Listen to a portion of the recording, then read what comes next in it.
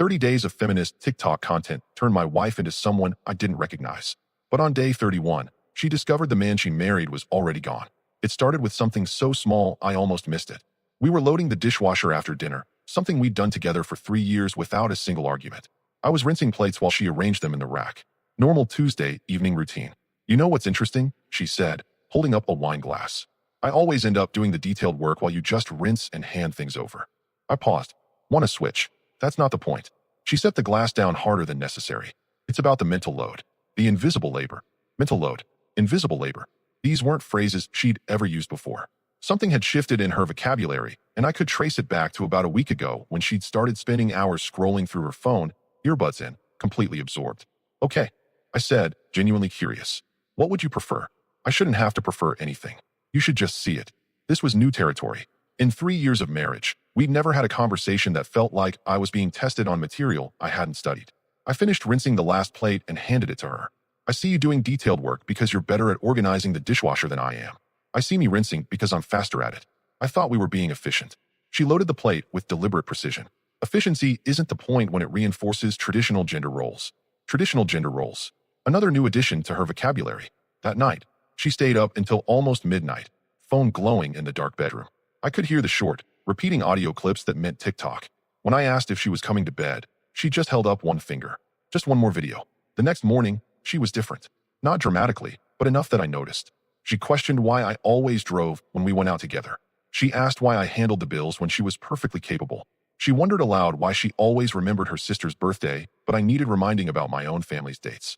Fair questions, all of them. But the tone was wrong. It wasn't curiosity. It was accusation. By day 5, the pattern was clear. Every interaction was being filtered through some new lens she'd acquired. When I held the door open, she mentioned how women were capable of opening their own doors. When I complimented her dress, she asked if I'd ever complimented her intelligence with the same enthusiasm. "I compliment your intelligence all the time," I said. "Do you though?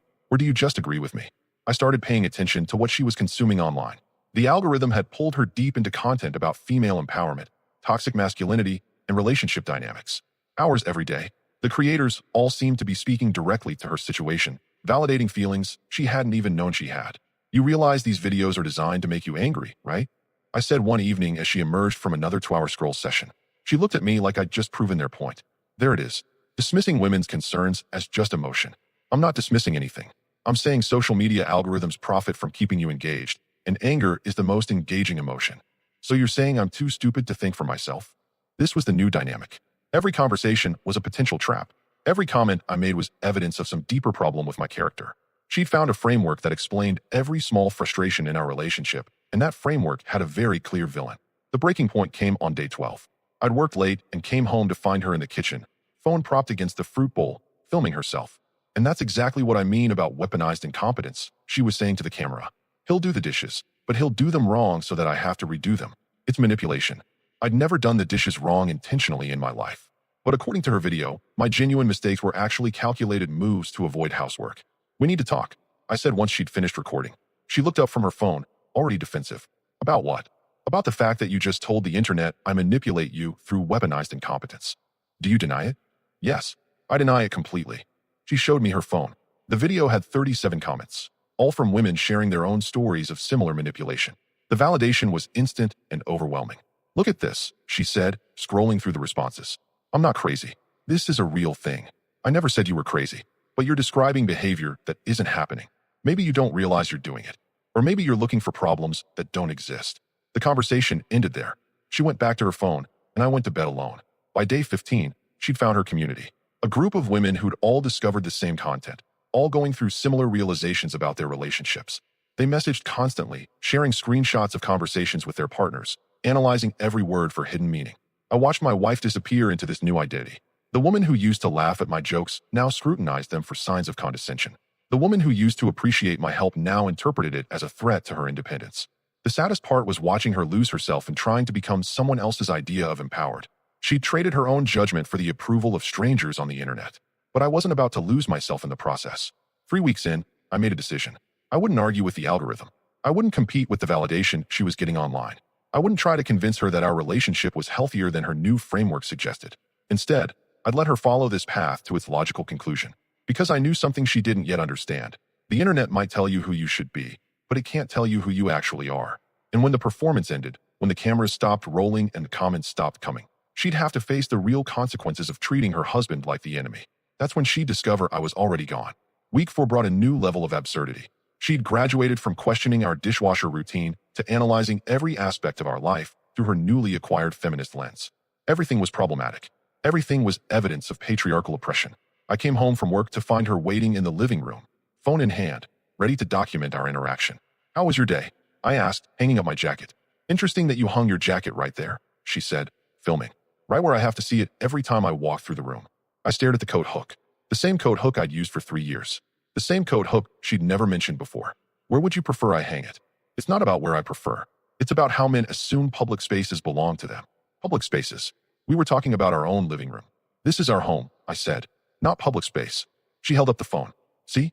He immediately gets defensive when his behavior is questioned. Classic fragile masculinity." I looked directly at the camera. "Hi, Internet. I hung my jacket on the hook in my own house. Alert the authorities." She stopped filming. "You're not taking this seriously. You're filming me hanging up my jacket and calling it oppression. How seriously should I take it?" This was the new pattern. Every normal interaction was potential content.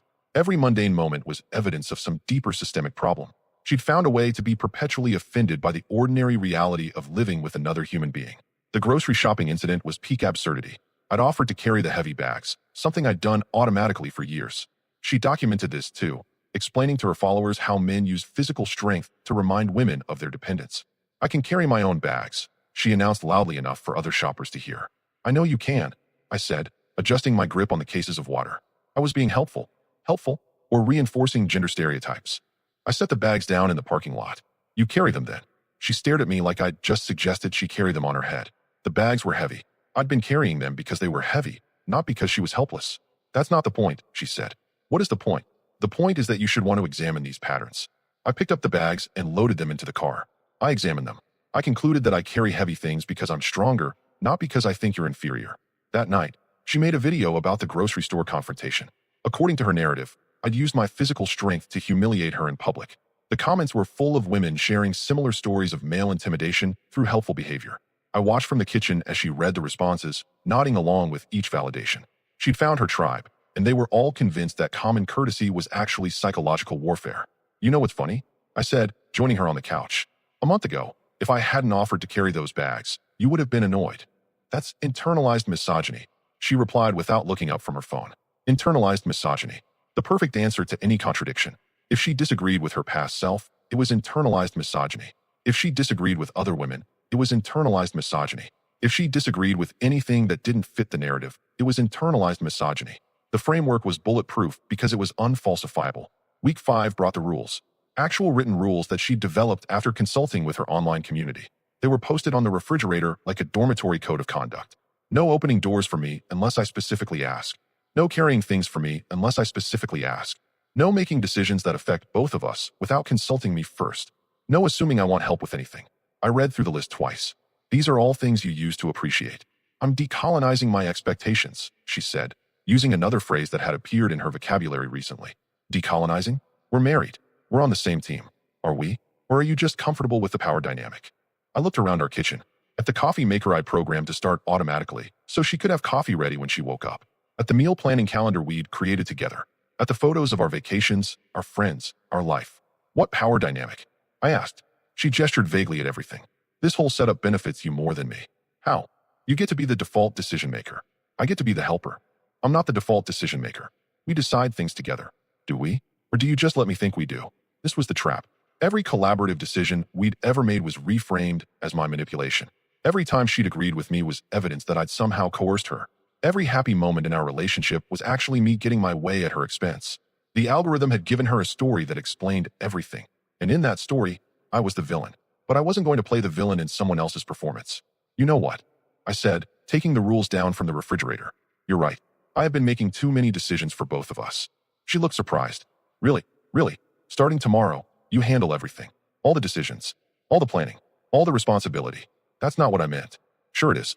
You want equality? You've got it. No more opening doors. No more carrying things. No more assuming you want help. No more making decisions that affect both of us." I crumpled up the rules and threw them in the trash. Welcome to true independence. She stood there looking confused, like she'd expected me to argue with her demands rather than agree with them. I didn't mean you should stop caring about me, she said. I care about you plenty, but I won't be treated like an oppressor for showing it. That night, she posted about the conversation, framing it as a victory. She'd set boundaries, and I'd respected them. Her followers congratulated her on training her husband to be more conscious of his privilege. But I could see the uncertainty in her eyes. The rules had been designed to make me argue, to make me defensive, to prove that I was the controlling partner she'd been told I was. Instead, I'd given her exactly what she'd asked for. And she was starting to realize that getting what you ask for isn't always the same as getting what you want. The real test was coming. Because independence is a lot harder than dependence, and equality requires more than just pointing out problems. It requires actually solving them yourself. Day 23 brought the intervention. I came home to find 3 women sitting in my living room, each with their phones out, ready to record my education. We need to talk, my wife announced, gesturing to the makeshift tribunal she'd assembled. I recognized 2 of them from her social media posts. The third was a stranger, but she had the same expectant look of someone who'd been promised a front row seat to a toxic masculinity exposure. About what? I asked, setting down my keys. About your behavior, and how it's affecting our relationship. I looked at the 3 women, all staring at me like I was a specimen to be studied. And this requires an audience. It requires accountability, said the stranger. I'm here as a neutral party. Neutral party, right. A complete stranger who'd gotten her information entirely from my wife's social media posts was going to be neutral. I'm not doing this, I said. See, my wife pointed at me. This is exactly what I mean. He refuses to engage with criticism. I refuse to be ambushed in my own home, I corrected. There's a difference. One of the women held up her phone. Would you mind if we recorded this? For educational purposes. Yes, I would mind. And no, you can't record anything in my house without my permission. The stranger leaned forward. Don't you think it's important to examine patterns of behavior that might be harmful? I think it's important to have private conversations in private, I said, not perform them for social media.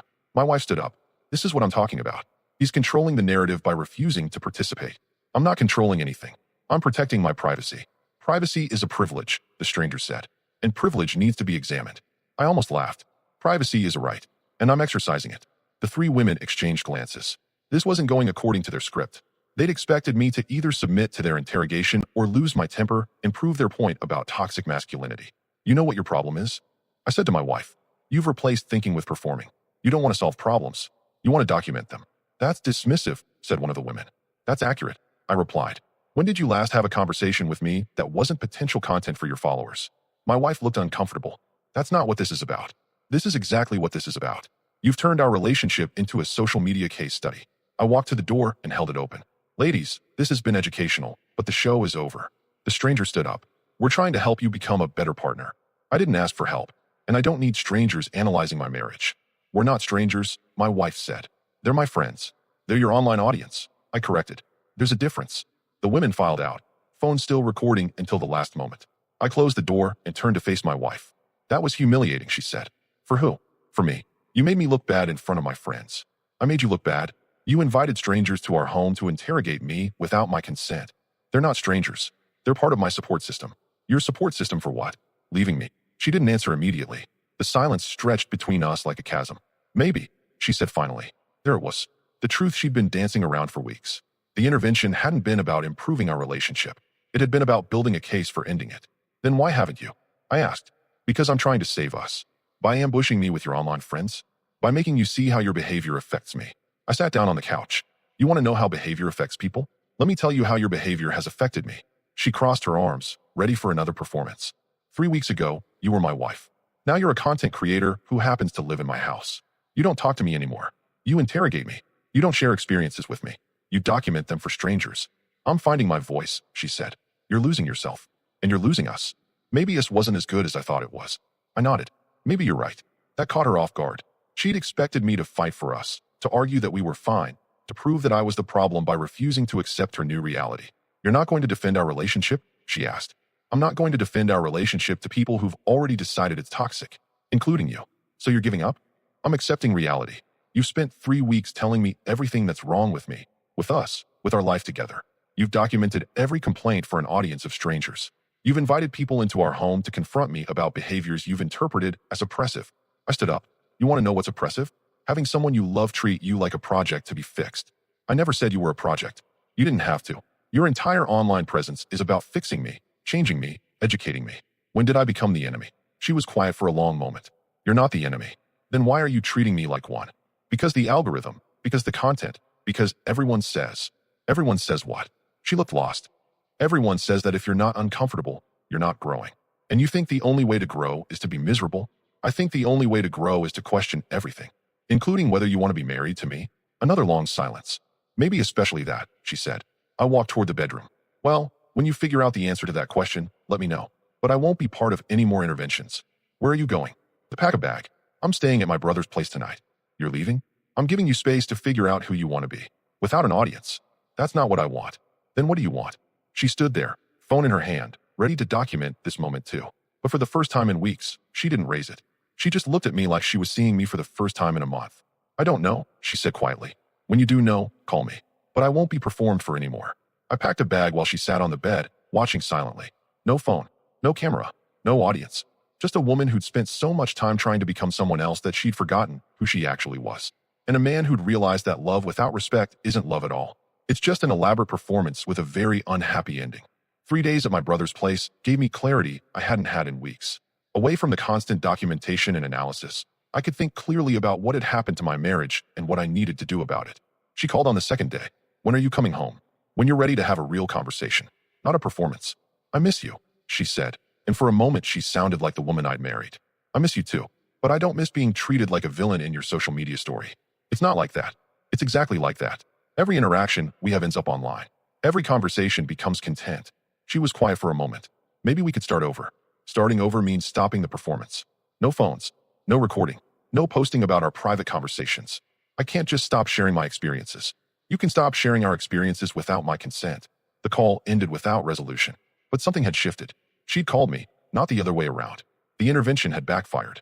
Instead of breaking me down, it had shown her what life looked like when I wasn't there to be her content. On day 4, I went back to the house while she was at work. I needed to assess the situation clearly and prepare for whatever came next. What I found was revealing. Our joint bank account showed charges I didn't recognize.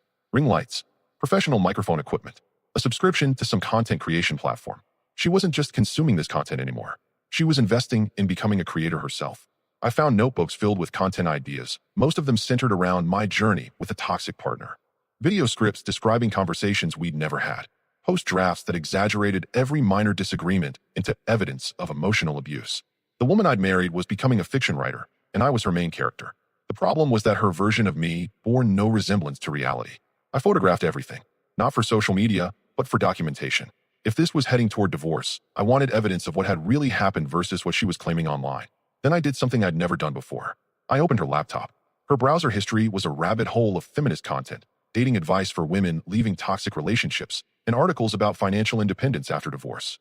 She'd been planning this for longer than I'd realized. But the most revealing discovery was her private messages with her online support group. They weren't just validating her complaints. They were actively encouraging her to leave me. Complete strangers who'd never met me were advising her to document everything, build a case, and prepare for the worst. You need to protect yourself, one message read. Men like him always escalate when they lose control. Men like me. They'd created an entire profile of who I was based on her curated complaints. I was apparently manipulative, controlling, and potentially dangerous. The fact that I'd never shown any of these behaviors was irrelevant. The pattern fit their narrative, so the pattern must be true. I closed the laptop and sat in our kitchen, looking around at the life we'd built together. 3 years of shared decisions, compromises, and genuine partnership. 3 years of supporting each other's goals and dreams. 3 years of building something real. All of it was being rewritten to fit someone else's story about toxic masculinity. When she came home that evening, I was waiting in the living room. "You're back," she said, looking genuinely relieved. "We need to talk. Really talk. No phones, no recording, no posting about it later." She hesitated, then nodded and sat down across from me. "I found the equipment you bought," I said. "The ring lights, the microphone, the content platform subscription." Her face flushed. "I was going to tell you about that. Were you? Or were you going to surprise me by making our marriage your full-time content?" "It's not like that. It's exactly like that.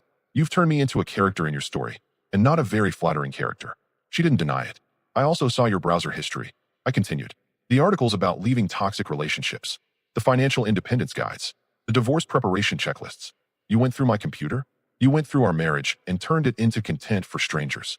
I think privacy concerns are a little one-sided here." She sat back, caught. "Those articles. I was just researching how to leave me while building a public case for why I deserved it. That's not. Read me one message from your support group that doesn't assume I'm fundamentally broken." She couldn't do it because there weren't any. Her online friends had decided I was toxic before they'd ever heard my side of anything. I was guilty by virtue of being a man who didn't immediately submit to their framework. They're trying to help me, she said weakly. They're trying to validate a narrative. There's a difference. I leaned forward. Do you know what's really toxic? Strangers analyzing your marriage based on one-sided social media posts. You know what's actually manipulative? Presenting yourself as a victim of behaviors that aren't happening. My feelings are valid, she said, falling back on another phrase from her online vocabulary. Your feelings are valid. Your interpretation of reality is questionable. So you're saying I'm crazy? I'm saying you're confused. There's a difference. For the first time in weeks, she looked uncertain instead of righteous. What do you want from me? She asked. I want you to choose. Do you want to be married to me? Or do you want to be a content creator whose marriage is her main storyline? Why can't I be both? Because you can't build a real relationship while performing a fake one for strangers. She was quiet for a long time. What if I can't go back to how things were? Then we don't go back. We go forward. But we go forward together, or we don't go at all. And if I choose the content creation, then you choose it alone. I won't be a character in someone else's story about toxic masculinity. You're giving me an ultimatum. I'm giving you a choice. There's a difference. She looked around the room like she was seeing it for the first time. I don't know who I am anymore. You're the woman I married. The question is whether you remember how to be her. What if she wasn't good enough? Good enough for who? Your followers? Random strangers on the internet. Good enough for me. The woman I married was plenty good enough for herself. She didn't need validation from strangers to know her worth. That night, she deleted her content creation apps. But she didn't delete her accounts. She wasn't ready to give up the validation completely. She was just hedging her bets. I knew then that the choice had already been made. She'd chosen the performance over the reality. She'd chosen the strangers over her husband. She just hadn't admitted it to herself yet. Day 28 brought the nuclear option. I discovered she'd been secretly recording our conversations for the past week. Audio clips of me asking simple questions, edited to make me sound controlling. Video of me doing normal household tasks, narrated with theories about weaponized incompetence. She'd decided to go public with our entire relationship. I found out when my phone started buzzing with messages from friends. Dude, is this really how you talk to her? Man, you should probably see what she's posting about you. The video had been live for 6 hours. In it, she detailed our toxic dynamic, with carefully edited audio clips as evidence. She'd made me sound like a controlling monster by removing context from every conversation. When she got home, I was sitting in the living room with my laptop open, her video playing on repeat. We need to discuss your new career in fiction writing, I said. She saw the screen and her face went pale. You weren't supposed to see that yet. Yet? When exactly was I supposed to see my wife publicly destroying my reputation? I'm telling my truth. You're telling a carefully edited version designed to make me look like a villain. Those are real recordings. With all the context removed. You recorded me asking if you wanted coffee and made it sound like I was demanding you serve me. She stood there holding her phone like a shield. People need to know what emotional abuse looks like. People need to know what defamation looks like. And you just provided a masterclass. You can't stop me from sharing my experiences. Watch me. I turned the laptop around so she could see the screen. I'd been busy while she was at work. Screenshots of every post she'd made about our relationship. Documentation of her private messages encouraging other women to leave their partners. Evidence of her planning this public campaign for weeks. What is this? She asked. Insurance. See, while you were creating fiction about me, I was documenting facts about you, including the messages where you admit to editing conversations to make them sound worse. Her hands were shaking. You can't use private messages. You used private conversations. I'm just returning the favor. That's different. It's exactly the same, except my evidence is unedited. I stood up and walked to the window. Here's what's going to happen. You're going to delete that video and post a retraction. You're going to admit that you edited the audio to misrepresent our conversations. I won't do that. Then I'll post everything I have, including the messages where your online friends encouraged you to fabricate abuse allegations for content. You're bluffing. I opened a new browser tab and logged into my social media account. Try me. She watched as I began typing a post with screenshots attached. Her edited conversations next to the unedited originals. Her private messages about planning to destroy my reputation. Her browser history showing she'd researched divorce tactics before any of our problems started. Stop, she said quietly. Delete your video first. You don't understand. I'll lose all my followers. You should have thought about that before you decided to lie about me for content. I didn't lie. I just emphasized certain aspects. You committed fraud. Social media fraud, but fraud nonetheless. She started crying. This isn't who I wanted to be. Then stop being her. It took her 20 minutes to delete everything. The video, the posts, the carefully crafted narrative about our toxic relationship. Her followers were confused and angry. Some accused me of forcing her to recant. Others questioned whether anything she'd said was true. There, she said, showing me her empty timeline. It's gone. Good. Now pack a bag. What? You heard me. Pack a bag. You've got 24 hours to figure out where you're going. You can't kick me out. This is my house too. You're right. It is your house. Which is why I'm leaving instead. Where are you going? Somewhere I won't be secretly recorded and turned into content. But we can work this out now. I deleted everything. You deleted the evidence. You didn't delete the mindset that created it. I grabbed my jacket and keys. When you're ready to be a wife instead of a content creator, call me. But I won't live with someone who sees me as material instead of a partner. Please don't go. You chose strangers over your husband. Now you get to live with that choice. The door closed behind me with finality. My phone buzzed with notifications as her remaining followers tried to piece together what had happened. Some defended her. Others demanded answers. But I was done explaining myself to people who'd never met me. I was done being a character in someone else's story. On day 31, she'd discover what reality looked like without an audience to perform for. And I'd be long gone. Day 31 arrived with poetic justice. She called me at 7 in the morning, sobbing. The water heater broke, she said between tears. And I can't figure out how to reset the breaker. The internet is out too. I almost laughed. After weeks of declaring her independence and documenting my supposed incompetence, reality had delivered a crash course in actual competence. Call a plumber, I said. I don't know any plumbers. You always handled that stuff. Because I was controlling and didn't let you learn, right? Silence. The internet company wants to charge me $300 for an emergency visit, she continued. I thought you were just being cheap when you said we should wait for regular appointments. Anything else? I asked. The car is making that noise again, and I can't remember which mechanic you trusted. She'd spent a month telling the internet that I was manipulative for handling household maintenance. Now she was discovering that someone had to handle it, and it wasn't going to handle itself. You'll figure it out, I said. You're a strong, independent woman, remember? Don't be like that. Like what? Like someone who believes what you spent a month telling the world about yourself. She was quiet for a moment. I made mistakes. You made choices. I lost followers when I deleted everything. People are saying I was lying about you. Were you? I was interpreting things differently. You were creating content. There's a difference. I know that now. 2 weeks later, she called again. This time she was crying for different reasons. I got fired, she said. What happened? Someone at work saw the videos before I deleted them. HR said it reflected poorly on the company's values. The irony was perfect. She tried to destroy my reputation and ended up destroying her own career instead.